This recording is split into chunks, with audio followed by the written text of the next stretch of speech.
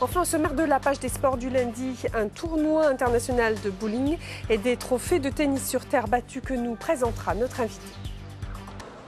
Quelques-uns des meilleurs joueurs français et européens du moment réunis hier au Carré à Dijon pour un tournoi international de bowling.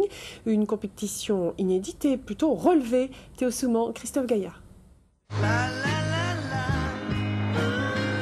Lancer une boule et faire tomber toutes les quilles, ça tout le monde peut le faire. La différence avec ces joueurs-là, c'est qu'ils peuvent enchaîner 8, 9 ou 10 strikes d'affilée.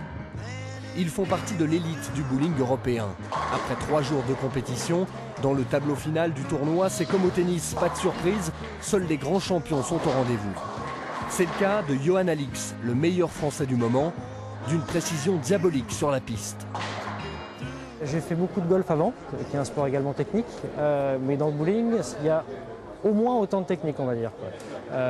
C'est très surprenant, parce qu'au début, on vient la première fois pour rigoler, quoi. Et puis après, on s'aperçoit qu'il y a beaucoup de paramètres qui rentrent en compte. Ça reste un sport de précision tout de même.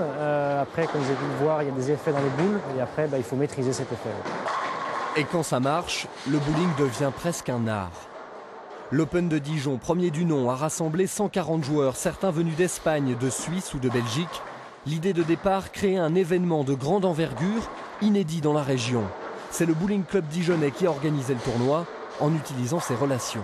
Pour réunir le plateau, en fait, nous, on fait beaucoup de tournois à l'extérieur, ce qui nous permet, en fait, on a des connaissances dans tous les coins de la France et de l'Europe. Et voilà, en fait, c'est un grand groupe d'amis, le bowling. En champion, Johan Alix s'est imposé en finale face à Mathias Pezzoli, un autre bon joueur venu de Saint-Étienne. En plus du prestige d'inaugurer le palmarès du tournoi, Johan Alix gagne les 2000 € promis aux vainqueurs. Une prime qui classe l'Open de Dijon parmi les 5 plus richement dotés du pays, et ce dès sa première édition. Prometteur. Le bowling, loisir et sport de haut niveau, Christian Mocoset, c'est vrai aussi pour le tennis. Oui.